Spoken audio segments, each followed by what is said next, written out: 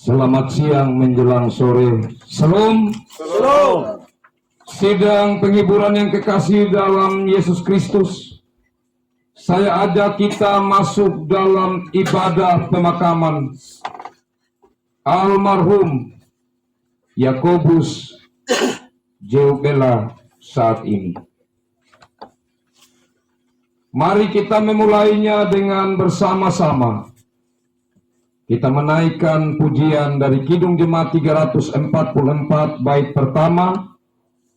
Ingat akan nama Yesus, kau yang susah dan sedih. Nama itu menghiburmu, kemana saja kau pergi, dan kata-kata selanjutnya. Ingat akan nama Yesus, kau yang susah dan sedih. Nama itu menghiburmu, mana saja kau pergi. Indahlah namanya, pengharapan dunia. Indahlah namanya, suka surga yang akan. Saudara-saudara kekasih Tuhan, saya mengajak kita masing-masing menaikkan doa pribadi di hadapan hadirat Tuhan, sekaligus untuk kita menerima salam dari Tuhan. Kita masuk dalam saat teduh.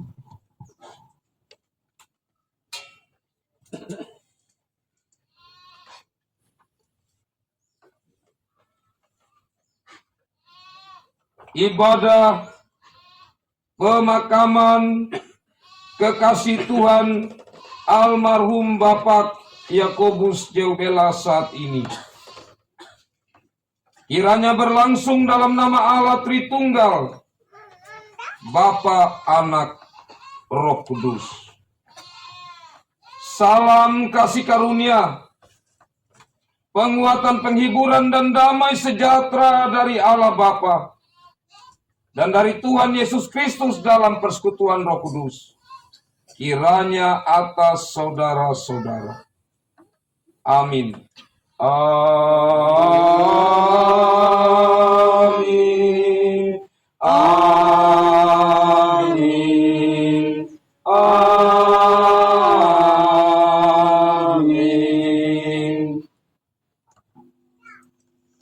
Sidang penghiburan yang kekasih dalam Yesus Kristus, firman Tuhan yang membimbing kita dalam ibadah pemakaman ini dari Injil Yohanes pasal 14 ayat 2. Injil Yohanes pasal 14 ayat 2, demikian sabda Tuhan.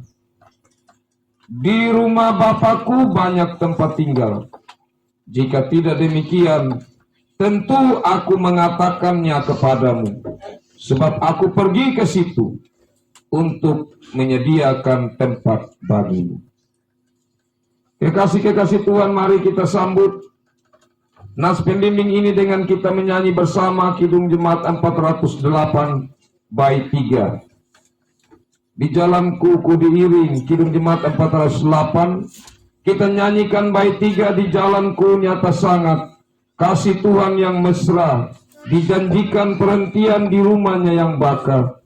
Dan kata-kata selanjutnya saya bacakan.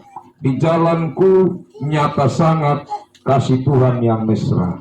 Di jalanku nyata sangat kasih Tuhan yang mesra, dijanjikan perhentian di rumahnya yang bakar. Dijanjikan perhentian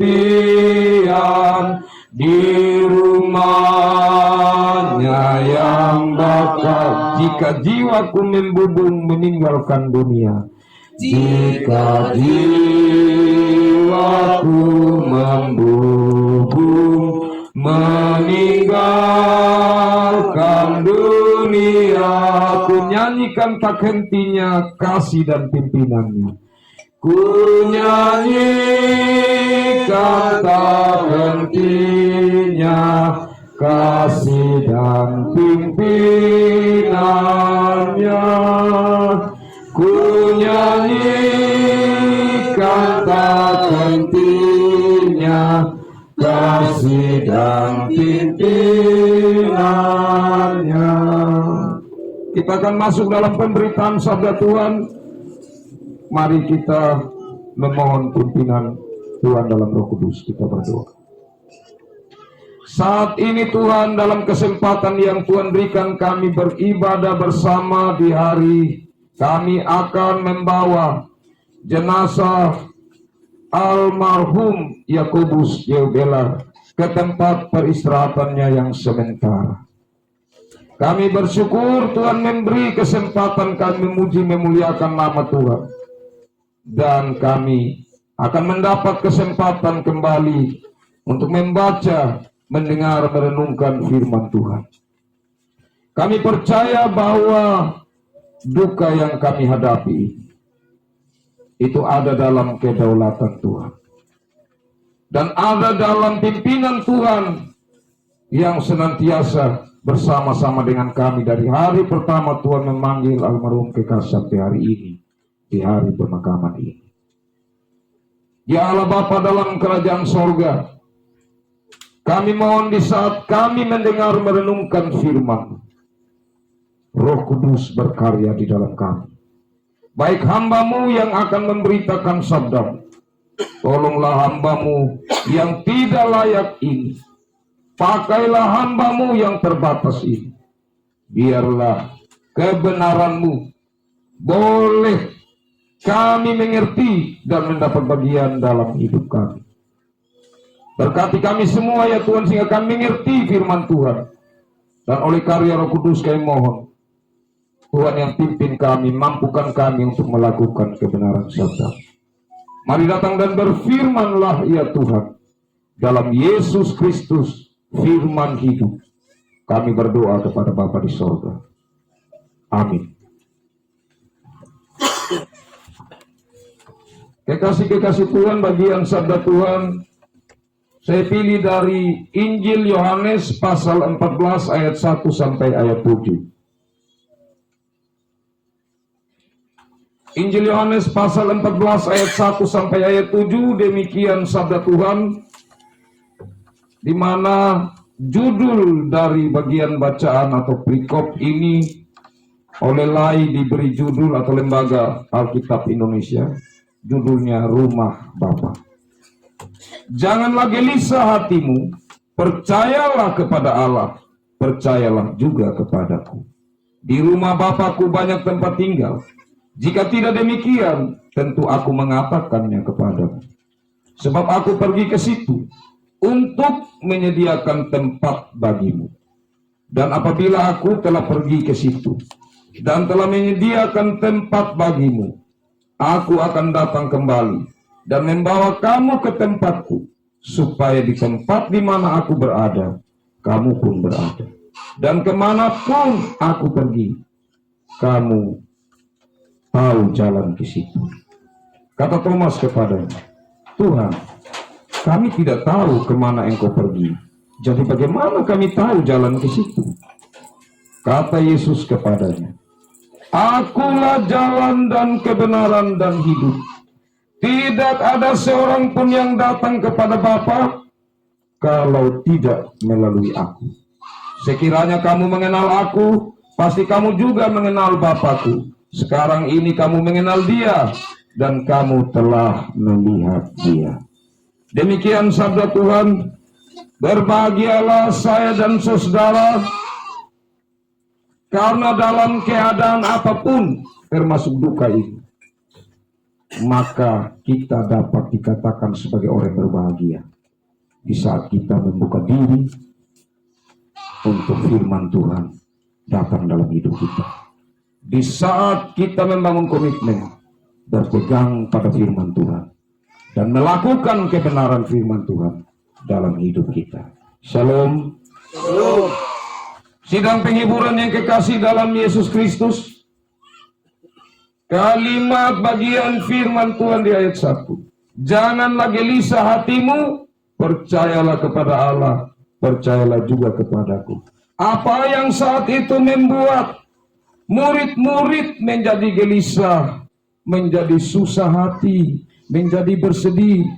Karena Yesus mengatakan, aku mau berpisah dengan kamu. Kurang lebih 3,5 tahun murid-murid bersama-sama dengan Yesus.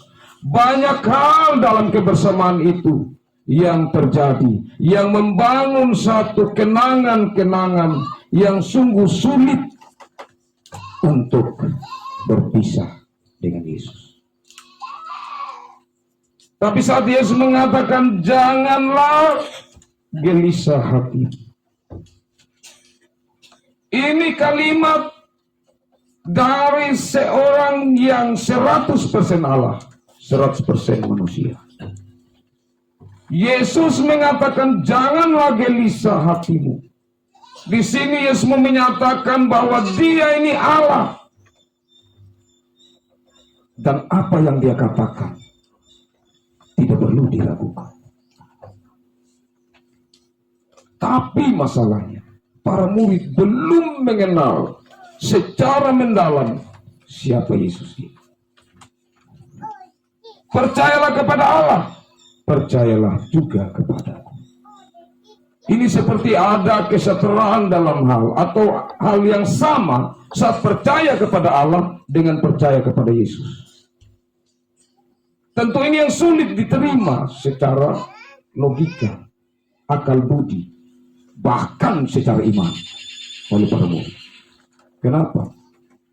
Karena dalam pikiran mereka bahwa yang bisa disetarakan dengan Allah adalah Dia yang datang dari Allah, yaitu Mesias. Dan Mesias dalam bayangan mereka itu belum ada dalam diri Yesus Kristus. Karena itu saat Yesus mengatakan, percayalah kepada Allah dan percayalah juga kepadaku, seperti Yesus mau mengatakan, apa yang kamu percaya kepada Allah, apa yang pernah Allah janjikan tentang penyertaannya kepada umat Israel, umat pilihannya, sama sudah dengan apa yang saya ucapkan. Tidak ada yang beda. Tapi tentu ini sulit untuk diterima. Karena itu Thomas malah mengatakan begini, Tuhan, kami tidak tahu kemana Engkau pergi. Jadi bagaimana kami tahu jalan ke situ? Artinya di sini para murid tidak mau berpisah dengan Yesus. Kalau tempat yang Yesus tuju itu mereka bisa pergi, mereka mau bersama-sama dengan Yesus agar tidak terpisah. Tapi Yesus bilang belum bisa sekarang, nanti.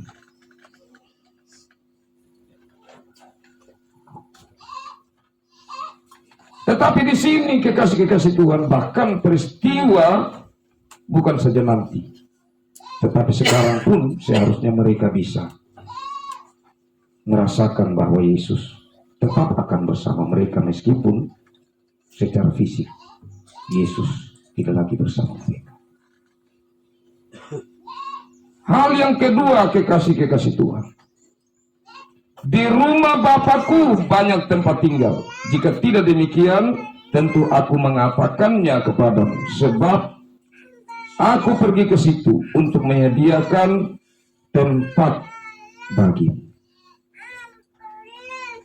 Banyak orang berspekulasi atau masing-masing orang yang memikirkan, merenungkan tentang kehidupan di balik kematian. Tentang namorik tahap lerati. Banyak orang berpikir, termasuk orang Kristen. Dan tafsiran ada beberapa yang salah. Tapi saya sebelum masuk kepada orang Kristen, saya masuk dulu. Apa yang saya tahu dalam keyakinan Merapu?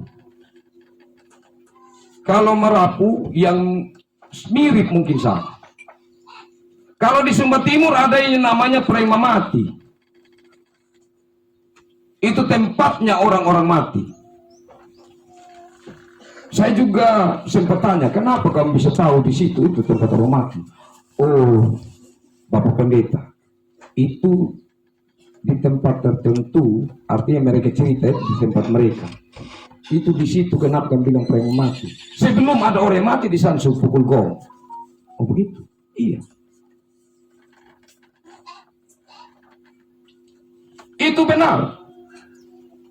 Karena keyakinan manusia yang sungguh-sungguh percaya. Baginya itu benar. Saya bilang juga itu benar untuk dia. Artinya jelas bahwa pedung ada tempat memang. Bukan hanya sebuah angan-angan. Nah, kalau orang Kristen, beberapa yang tidak terlalu mendalami Alkitab, maka ada yang bilang ada dia punya tempat, tapi tempat itu di bumi sudah. Jadi saat kita senang, itu sudah surga. Saat kita susah, itu sudah neraka. Habis nyawa, selesai sudah. Tidak ada lagi cerita di balik kematian. Atau dia mungu. Murid tabel rati. Tidak ada. Ada yang berpikir begitu. Ada yang kedua, yang berpikir bahwa surga itu bukan soal tempat. Surga itu berhubungan dengan suasana. Jadi tidak ada itu berhubungan dengan tempat. Nah, bagaimana pandangan Kristen tentang surga bahkan sekaligus dengan neraka?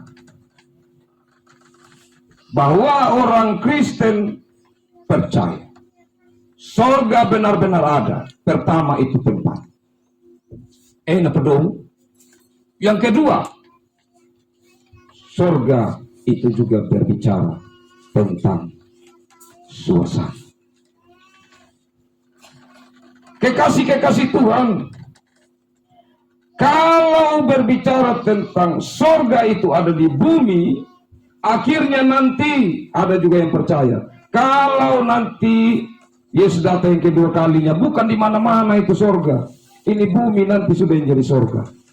Bapak Mama bayangkan kalau orang yang mati semua dan Tuhan dari Adam, mana bisa tampung ini bumi? Tidak akan mungkin. Begitu banyak manusia. Bahkan sekarang saya di kota-kota besar, orang sudah bangun tingkat ini rumah karena tempat sudah kurang cukup. Begini banyak manusia yang datang. Mungkin manusia masih bisa berdiri berdesak-desakan sedikit atau agak longgar karena sawah-sawah nanti kita pakai bangun rumah. Tapi susah. Begitu banyak orang kalau bangkit dan bumi ini tetap jadi surga, itu tidak pas atau tidak bisa diterima. Dan bagaimana tentang surga? Pertama-tama yang adalah tempat itu. Dalam bagian bacaan firman Tuhan saya bacakan tadi jelas. Di rumah Bapakku banyak tempat tinggal. Jika tidak demikian, aku mengatakan kepadamu. Atau Yesus bilang, kalau memang tidak ada tempat di sana, apa saya kasih tahu urusan kamu. Dan tempat tinggal ini banyak tempat. Kata banyak tempat ini yang saya mau kasih sampai Bapak. Ada bedanya antara tempat yang kita bayangkan dalam pemahaman kita sebagai orang berbudaya yang bahkan pernah ada di dalam keyakinan merapuh sampai sekarang kita masih berpikir tempat itu surga benar ada. Tetapi pertanyaan, apakah dia sama dengan yang kita pikir yang lalu? Pernah mati di Sumba Timur, ada juga di Wanakaka. Nah, di Wanakaka ada juga tempat, bukan satu tempat. Di Hukum Adat saja yang beberapa kampung, masing-masing ada juga dia punya tempat. Tidak sama. Apakah gambaran yang Tuhan Yesus bilang banyak tempat seperti itu gambarannya? Tidak. Banyak tempat artinya cukup. Mau berapa banyak orang pun yang hidup dan mati dalam Yesus dan masuk surga, surga tetap cukup. Banyak tempat juga bukan berhubungan saja. dengan di sana tinggal, di sana tinggal, di sana tinggal. Jadi ada banyak tempat itu. Bahwa di sana kita saling mengenal satu dengan yang lain.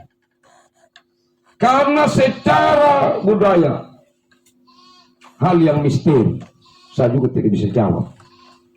Apakah yang ada di Pareng Mamatia dikenal yang di Sumba Timur, yang di Sumba Timur dikenal yang di Sumba Barat Daya, kan dia punya tempat masing-masing. Tapi kalau Alkitab jelas bahwa sorga tempat saya dan saudara akhirnya nanti bertemu, termasuk dengan saudara-saudara kita yang mendahului kita, termasuk dengan almarhum Yakobus Jogel, kita saling mengenal. Bagaimana kita saling mengenal? Mungkin saya pernah sampaikan di khotbah sebelumnya di sini. Allah akan memberi pengertian kepada saya dan saudara. Saat orang kaya mati, ini Abraham sudah hidup berapa banyak lama, tapi dia lihat Lazarus ada duduk bersama. Dia kenal siapa yang ada di sana, yaitu Abraham. Padahal dia belum pernah hidup. Jauh masa hidupnya dengan masa hidup Abraham. Saat Yesus dimuliakan di atas bukit, Petrus melihat bahwa ada dua orang yang bersama-sama dengan si itu, Musa dan Elia. Kenapa Petrus bisa kenal Musa dan Elia? Padahal ini yang datang sudah mati lama. Karena Allah yang memberi pengertian. Di sini kita dapat tangkap bahwa saat kita ada bersama-sama di sorga, tidak ada ruang privasi. Tidak ada ruang untuk kita merasa bahwa ini saya punya kelompok, ini saya punya kelompok. Tidak ada lagi. Di sana kita saling mengenal satu dan yang lain seperti kita dikenal. Itu kata firman Tuhan. Berarti indah sekali kekasih-kekasih itu. Bukan saja kita ini yang baru kenal, tapi yang dulu-dulu. Malah ini siapa yang tulis ini kitab Yohanes atau Rasul Yohanes, kita akan lihat langsung, kita tahu, oh ini dia Rasul Yohanes. Tuhan memberi kepada kita pengertian itu. Jadi di sini kekasih-kekasih Tuhan, Yesus sendiri, selain dari kita baca dari bagian-bagian firman yang lain termasuk perjanjian lama, banyak berbicara tentang surga. Tapi dalam konteks Yohanes ini, Yesus sendiri yang mengatakan tentang tempat itu. Kemudian kekasih-kekasih Tuhan, berhubungan dengan tempat tinggal, ya, berhubungan dengan tempat tinggal, atau yang kita katakan ummah atau rumah. Saat saya ada di Kalimantan contoh, saya pergi merantau, pergi bekerja di sana, maka pasti kalau saya mengatakan saya rindu rumah, saya rindu rumah, itu bukan saja saya rindu saya punya kamar yang ada tempat tidur yang enak di situ dengan bantal yang saya bisa pakai. Tapi ini berhubungan dengan kekeluargaan atau suasana kekeluargaan. Jadi saat saya merantau dan saya mengatakan saya rindu rumah, maka yang saya rindukan bukan saja rumah fisik, tetapi di dalamnya suasana kekeluargaan. Yesus mengatakan begini, dan apabila aku telah pergi ke situ dan telah menyediakan tempat bagimu, aku akan datang kembali dan membawa kamu ke tempatku, supaya di tempat di mana aku berada, kamu pun berada, dan kemana aku pergi, kamu tahu jalan ke situ. Maksudnya apa? Maksudnya persekutuan mereka tidak akan putus di dalam Kristus. Keindahan, kebersamaan yang telah mereka jalani akan mereka nikmati. Bahkan yang akan mereka nikmati di bumi itu belum sempurna, tetapi di surga sempurna. Kata Yesus, akulah jalan dan kebenaran dan hidup. Tidak ada seorang pun yang datang kepada Bapa kalau tidak melalui aku. Yesus mau meyakinkan para murid-murid, nalarani jalan untuk sampai kepada Bapa, tidak ada jalan lain. Diamu nalarani Hawa, hanya saya sebagai jalan. Kenapa kekasih-kekasih Tuhan? Karena antara kita dengan Tuhan, antara bumi dengan sorga, ada jarak yang tidak dapat diseberangi, yaitu jarak dosa. Dosa membuat manusia terpisah dengan Tuhan. Tidak ada jalan lain. Gambaran Allah berikan kepada bangsa Israel, harus mereka menyembelih anak domba atau anak kambing yang paling tidak berumur paling tua 1 tahun. Supaya apa? Lewat darah itu mereka menyatakan pengampunan dosa lewat para imam. Maka mereka boleh menghadap Tuhan. Dosa mereka diampuni, mereka kembali menjadi suci, dan kesucian itu dapat membuat mereka bertemu dengan Allah yang suci. Tapi kan sebentar lagi berdosa, sebentar lagi berdosa. Saat Yesus mengatakan jalan, karena pada akhirnya mereka mengertikan Alkitab ini ditulis ya setelah Yesus naik ke surga. Setelah mereka ingat-ingat kembali, oh benar apa yang Tuhan katakan sebelum, bahwa Yesus yang tersalib itu, darahnya tercurah, itulah yang membuat manusia terhubung dengan Tuhan. Manusia bisa menikmati kebersamaan dalam kekekalan dengan Tuhan di tempat yang Tuhan sediakan. Ini sesuatu yang indah. Jadi tidak ada jalan lain untuk kita terhubung dengan Allah dan surga. Yesus katakan, akulah kebenaran. Karena apa? Karena Yesus sendiri adalah firman. Firman yang ada bersama-sama dengan Allah, berinkarnasi atau turun ke dalam dunia, lahir dari rahim manusia, meskipun rahim itu dibungkus oleh Roh Kudus, tetapi lahir menjadi makhluk hidup seperti kita manusia. Ya benar-benar manusia. Dan disinilah kekasih-kekasih Tuhan. Di saat Yesus menjalani hidup pelayanannya untuk karya penebusannya, di dalam ia menyampaikan tentang kebenaran, maka sungguh wibawa yang ia sampaikan itu menjadikan manusia mengerti bahwa benar dia adalah firman yang telah menjadi daging. Dan kebenaran itulah yang menggiring saya dan saudara untuk bertemu dengan Allah. Karena itu, maka dalam perjalanan hidup kita di dunia ini, selalulah terus hidup dalam kebenaran. Belajar hidup tahu kebenaran. Belajar hidup menjalani apa yang benar. Dan Yesus katakan, akulah hidup. Kalau Yesus berkata, akulah hidup, bangsa Israel percaya. Allah yang esa, yang mereka percaya, adalah Allah yang hidup, yang terus berbicara, berbicara, berbicara. Kalau Allah mati, tidak mungkin dia bicara. Yesus mengatakan, akulah hidup. Maka di sini Yesus mau mengatakan bahwa saya meskipun nanti mati, tapi akan bangkit. Saya adalah hidup. Dan hidup itu kekasih-kekasih Tuhan yang memungkinkan saya dan saudara juga hidup. Karena kalau Yesus mengatakan akulah hidup, berarti mengatakan akulah sumber hidup.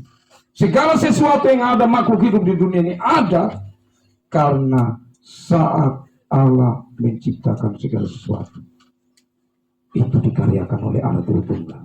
Pribadi kedua, Yesus Kristus ada bersama-sama. Itu disaksikan Injil Yohanes pasal 1 ayat 1 dan selanjutnya. Nah, kekasih-kekasih Tuhan yang terakhir, sekiranya kamu mengenal aku, pasti kamu juga mengenal Bapakku. Sekarang ini kamu mengenal dia, dan kamu telah melihat dia. Dia semakin dalam lagi mau menyatakan siapa diri. Kalau kenal aku, kenal Bapa. Karena aku menyatakan siapa Bapa itu. Kekasih-kekasih Tuhan, ini tentu hal yang sulit diterima. Bahkan pada akhirnya orang menolak. Sampai saat ini masih banyak hal yang kontra tentang Yesus Kristus. Orang mengatakan, tidak mungkin dia yang disalib akan jadi juru selamat. Tidak mungkin Allah itu mati. Itu disalib dan mengalami kematian. Orang-orang Yahudi yang percaya tentang kedatangan Mesias, yang membayangkan bahwa Mesias ini datang lebih dari sekedar kekuatan yang mereka lihat dalam diri Raja Daud. Dia sungguh-sungguh adalah seorang yang mampu mengalahkan di saat adanya perang, untuk membawa bangsa Israel bebas di saat ada serangan-serangan dari bangsa lain, bangsa-bangsa kuat. Itu mereka bayangkan. Bagaimana dengan ini yang tinggal ditangkap, tidak bisa buat apa-apa, disalib, tidak mampu buat apa-apa? Kenapa harus percaya? Bahkan bagi orang Yunani, ini juga satu kebodohan. Orang-orang belajar tentang filsafat, orang-orang belajar tentang hikmat yang tertinggi. Bagaimana ini bisa terima bahwa dia ini Allah? Hal yang tidak masuk akal. Karena itu, bagi mereka salib itu kebodohan. Tapi kita percaya bahwa salib bukanlah akhir. Karena Yesus mati. Karena itu mengatakan aku hidup. Kalau begitu, kita yang percaya bahwa hidup tidak berhenti di sini. Ada kehidupan di balik kematian. Ada dunia baru, ada sorga yang Allah sediakan. Ada kesempurnaan yang Allah sediakan. Yang paling tidak, sudah kita sedikit cicipi di dunia ini. Di saat kita senang ada sukacita, sedikit kita cicipi tentang sorga. Tapi nanti secara sempurna, itu kita rasakan.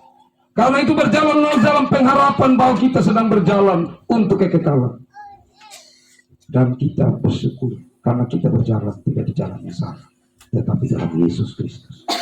Tuhan memberkati firman-Nya dan memberkati kita semua. Amin. Kekasih-kekasih Tuhan, mari kita respon firman Tuhan ini dan kita menyanyi Kidung Jemaat 269 bait 1. Hai musafir mau kemana, kau arahkan langkahmu. Kami ikut titah raja dan berjalan tak lesu. Dan kata-kata selanjutnya. Hai musafir mau kemana, kau arahkan langkahmu. Hai musafir mau kemana, kau arahkan langkahmu. Kami ikut titah raja dan berjalan tak lesu. Kami ikut titah raja dan berjalan tak lesu. Lewat gunung dan dataran arah kami ke istana. Lewat gunung dan dataran arah kami ke istana. Arah kami ke istana kota raja yang kudus. Arah kami ke istana kota raja yang kudus. Arah kami ke istana kota raja yang kudus. Kita masuk dalam doa syukur sembah. Kami datang ke hadapan hadirat-Mu ya Tuhan, di tengah-tengah duka ini, tapi kami mau menaikkan syukur, karena kami percaya bahwa Tuhan yang berdaulat, yang berkuasa atas hidup dan mati manusia, yang telah memanggil pulang dari antara kami almarhum Bapak Yakobus Yobela. Tetapi Tuhan yang adalah kasih, tetap menyatakan kasih. Tuhan tetap terus bersama-sama dengan keluarga di dalam mereka mengurus akan jenazah yang mereka kasihi, sebagai bukti akan cinta kasih mereka di saat-saat mereka masih ada bersama-sama, meskipun dalam bentuk jenazah, jasad. Mereka percaya bahwa karena Tuhan, maka mereka dapat melalui duka ini. Mereka tetap dapat melihat apa yang ada di depan mereka. Jalan terbuka untuk mereka melaluinya. Untuk mereka menemukan apa-apa yang sedang Tuhan nyatakan dalam hidup mereka. Karena itu Tuhan, Dari hari pertama Tuhan memanggil pulang almarhum terkasih, sampai di hari pemakaman ini, keluarga menaikkan syukur kepada Tuhan. Bahkan mereka bersyukur karena saudara-saudara Loka, Damang, Angbuha sudah boleh ada bersama-sama, keluarga berkeluarga yang lain ada bersama-sama turut berbagi rasa duka lewat menghibur, menguatkan, lewat kehadiran saudara-saudara. Ini merupakan satu hal yang adalah bagian dari campur tangan Tuhan yang selalu memelihara, yang selalu melindungi, yang selalu memperlengkapi apa-apa yang digumuli oleh keluarga. Bahkan terlebih-lebih dari itu, dari hari pertama sampai hari ini, Tuhan selalu memperdengarkan suara Tuhan. Kami terus dikuatkan, diingatkan, disegarkan lewat firman Tuhan. Karena firman Tuhan itu kekal. Firman Tuhan itu adalah roti yang menyegarkan rohani kami, yang membawa kami untuk selalu terhubung dengan Tuhan, untuk membawa kami semakin mengenal Tuhan, untuk membawa kami terus ada di dalam kekekalan bersama Tuhan. Ya Allah Bapa dalam kerajaan sorga, saat ini juga keluarga menyatakan harapan mereka, bahwa di saat saudara-saudara hadir, mereka mau datang memohon kepada Tuhan. Berkatilah Tuhan semua keluarga, baik Romo, baik saudara-saudara yang datang dari pertama sampai hari ini. Berkatilah mereka Tuhan. Biarlah mereka merasakan kebaikan Tuhan dalam hidup mereka. Dan acara selanjutnya ke depan, Tuhan pimpin sertai. Biarlah semua berjalan di dalam campur tangan Tuhan. Dalam iman ini keluarga memberi persembahan mereka. Mari terima berkati Tuhan. Biarlah menjadi berkat dalam rasa syukur dan harap keluarga, dan menjadi berkat bagi pekerjaan pelayanan Tuhan. Ini doa kami ya Tuhan. Dalam Yesus Kristus kami berdoa. Amin. Saudara-saudara kekasih Tuhan, sebentar almarhum Bapak Yakobus Jobela akan dibawa ke tempat peristirahatan yang sementara. Ia dibentuk dari debutan, karena ia dan kita adalah bagian dari ciptaan yang pertama, Adam yang dibentuk dari tanah. Bapak almarhum Yakobus Jobela, ia berasal dari tanah, dan saat Tuhan menarik nafas hidup yang telah Tuhan berikan dalam hidupnya, ia akan kembali menjadi tanah. Tetapi kita percaya bahwa rohnya kembali bersama-sama dengan Tuhan. Dan kemudian saat nafiri Allah berbunyi, Yesus datang yang kedua kalinya, maka beliau almarhum yang dipanggil Tuhan, dan semua saya dan saudara yang hidup dalam Kristus akan menerima tubuh kemuliaan. Itulah kebangkitan yang Tuhan sediakan bagi kita untuk masuk dalam satu kekekalan bersama Tuhan. Iman ini ada di dalam pengakuan iman percaya kita.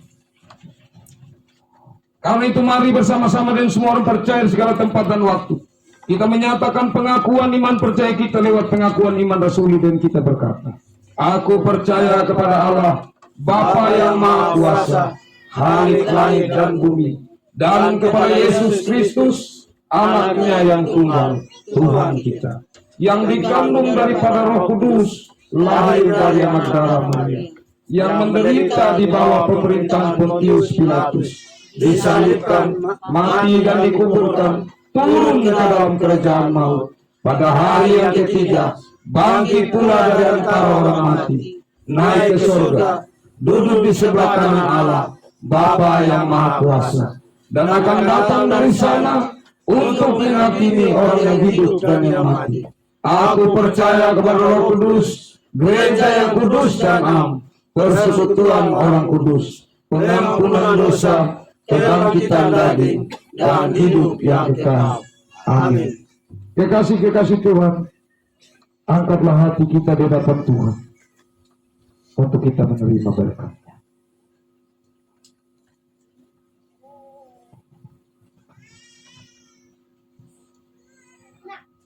Damai sejahtera Allah yang mengatasi segenap pengertian melingkupi pikiran, hati, dan jiwa saudara-saudara di dalam Kristus Yesus. Dan kiranya berkat dari Allah Tritunggal, Bapa, Anak, Roh Kudus, beserta saudara-saudara sekalian, dari saat ini sampai selama-lamanya. Amin. Amin. Amin. Amin.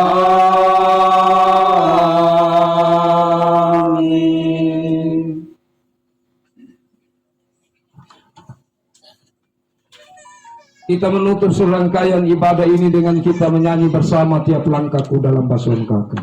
Napadagu parani halaku, enyayari mali maragaga,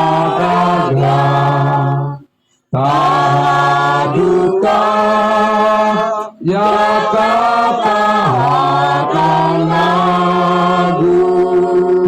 itu lima tajam ajarana napadagu tak ada piaku pala nairiu tak pada majaga ikuti aku nagawakimu batu kama agung. Demikian ibadah pemakaman ini. Wakili majelis jemaat, saya mengucapkan terima kasih kepada Bapak Mama semua yang ada saat ini dan mengikuti ibadah pemakaman ini dengan tertib dan dengan hati yang penuh penyembahan kepada Tuhan. Tuhan sumber segala berkat yang memberkati kita semua. Shalom. Shalom.